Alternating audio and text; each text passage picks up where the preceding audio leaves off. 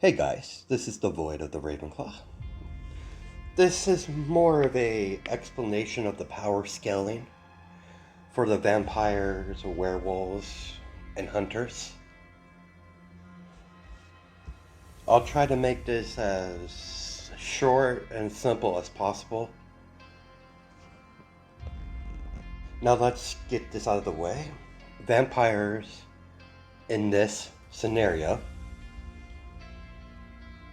are an actual species. Like I said in part 0, they're able to reproduce on their own and able to turn humans into vampires.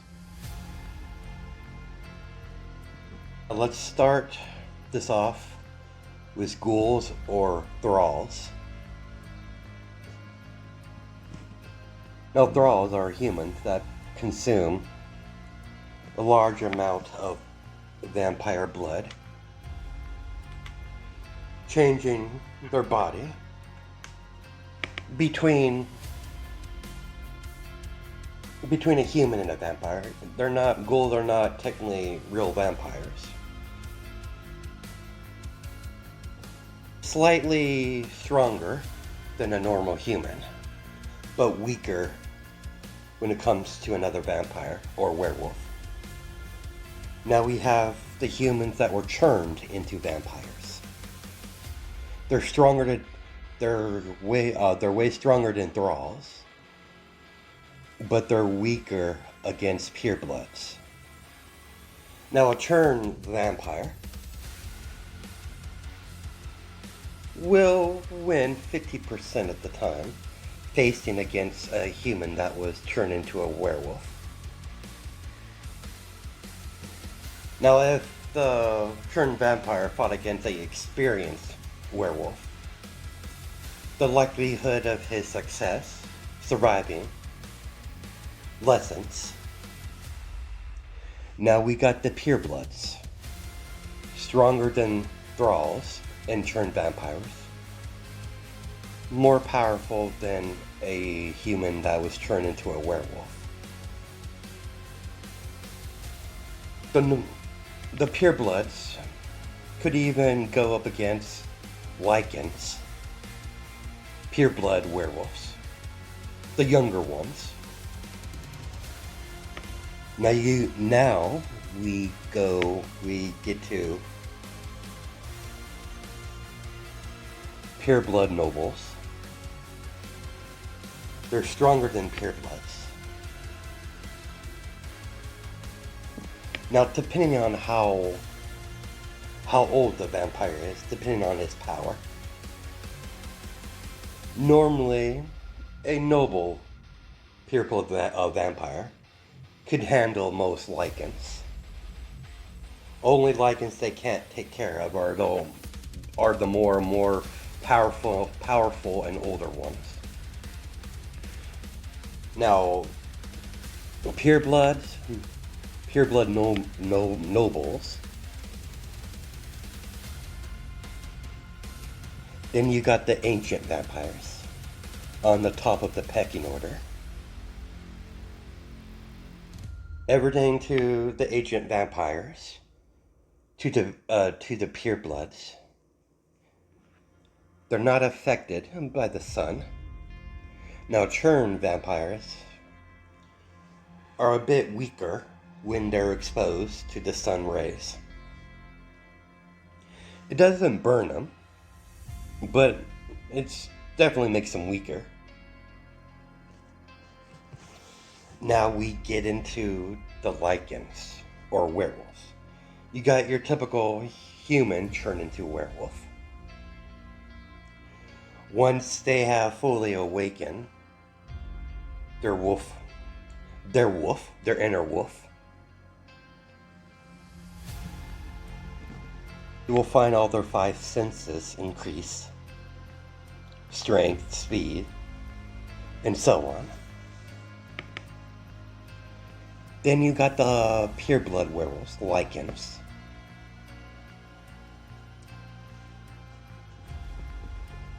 Most experienced lycans can take on purebloods and some nobles, depending on the pureblood noble skills and experience.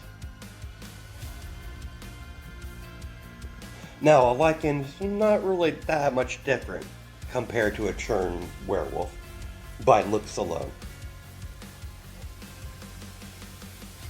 Now we're going to go into the older ones.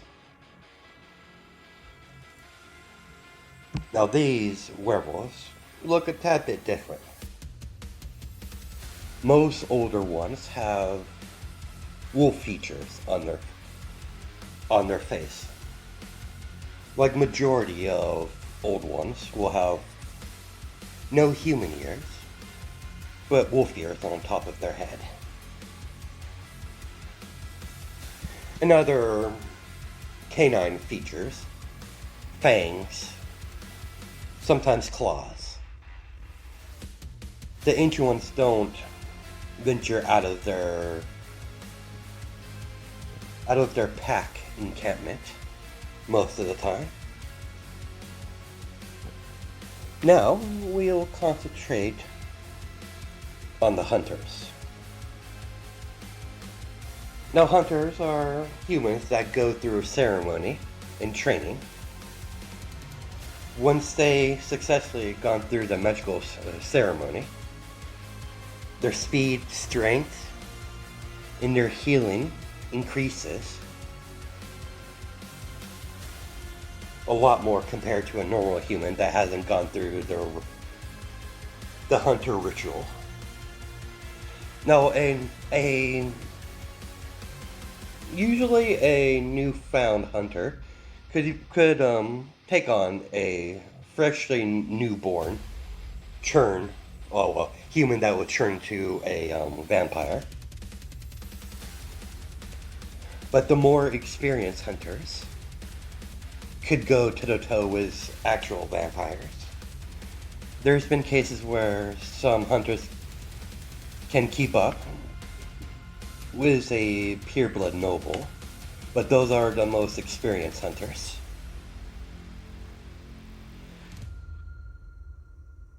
But the hunters are not strong enough to face against any higher vampire, like one of the ancients. Other vampires. Now we're finally going to get to the hybrid section of this power scaling video. Now, a normal hybrid is stronger than a vampire and a werewolf. Now, a normal hybrid is it's stronger than a pureblood vampire, but they're weaker against the nobles. Well, at least the newborns.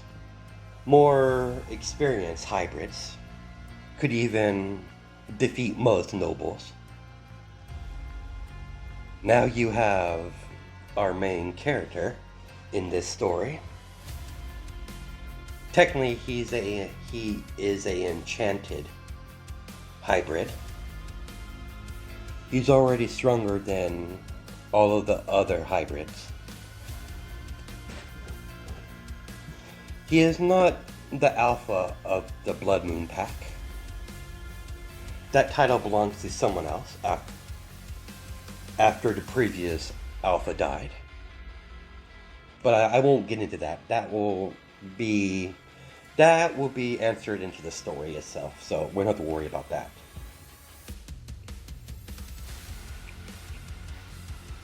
See, Leon could probably fight and defeat most, at least less experienced noble vampires.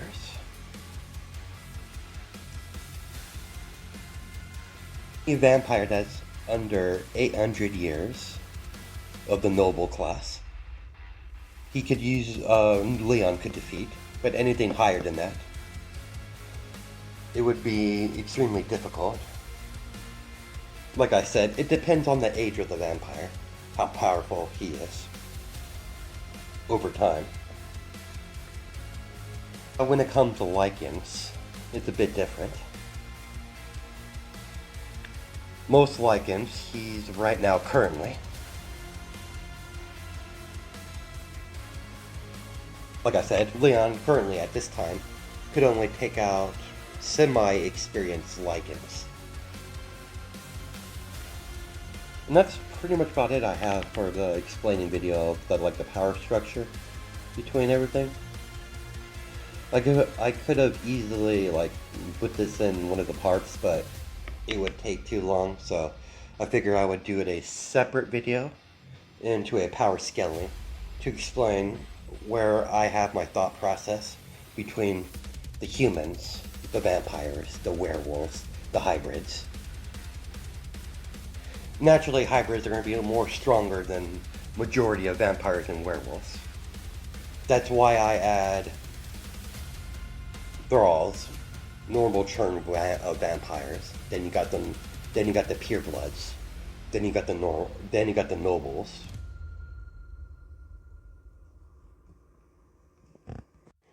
I'll catch you guys in the next video.